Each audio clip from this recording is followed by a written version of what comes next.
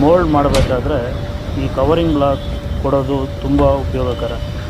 ಈ ಥರ ಕೊಡೋದ್ರಿಂದ ನಮಗೆ ಮೋಲ್ಡಲ್ಲಿ ಕಂಬಿ ಮತ್ತು ಕೆಳಗಡೆಗೆ ಸ್ವಲ್ಪ ಗ್ಯಾಪ್ ಡೆವಲಪ್ ಆಗುತ್ತೆ. ಆ ಗ್ಯಾಪು ಏನಕ್ಕೆ ಅಂತಂದರೆ ಈ ಕಂಬಿಗಳು ಮೋಲ್ಡ್ ಲೆವೆಲಿಂದ ಕೆಳಗಡೆಗೆ ಎಕ್ಸ್ಪೋಸ್ ಆಗೋಲ್ಲ. ಈ ಎಕ್ಸ್ಪೋಸ್ ಆಗದಿರೋದ್ರಿಂದ ನಮಗೆ ಈ ಕರೋಷನ್ ಆಗಲಿ ರಸಿಡಿಯೋದಾಗಲಿ ಯಾವುದೂ ಕಂಡು ಬರೋಲ್ಲ. ಆಮೇಲೆ ಈ ಸ್ಟ್ರಕ್ಚರಲ್ ಸ್ಟ್ರೆಂತಲ್ಲಿ ಕೂಡ ಇದು ತುಂಬ ಉಪಯೋಗ ಆಗುತ್ತೆ. ಮತ್ತು ನೀವು ಕವರಿಂಗ್ ಬ್ಲಾಕು ಕೊಡಬೇಕಾದ್ರೆ ಎಲ್ಲ ಕೆಲಸ ಆಗಿರಬೇಕು. ಎಲ್ಲ ಕೆಲಸ ಆದಾದಮೇಲೆ ನೀವು ಕವರಿಂಗ್ ಬ್ಲಾಕ್ ಕೊಡಬೇಕು. ಇಲ್ಲ ಅಂದರೆ ಈ ಥರ ಒಡೆದೋಗೋ ಚಾನ್ಸಸ್ ಜಾಸ್ತಿ ಇರುತ್ತೆ. ಸೊ ಮೋಲ್ಡ್ ಮಾಡೋಕ್ಕಿಂತ ಒಂದಿನ ಮುಂಚೆ ಎಲ್ಲ ಕೆಲಸ ಆದಮೇಲೆ ನೀವು ಕವರಿಂಗ್ ಬ್ಲಾಕ್ ಕೊಡಬೇಕು, ಅದೇ ಉತ್ತಮ.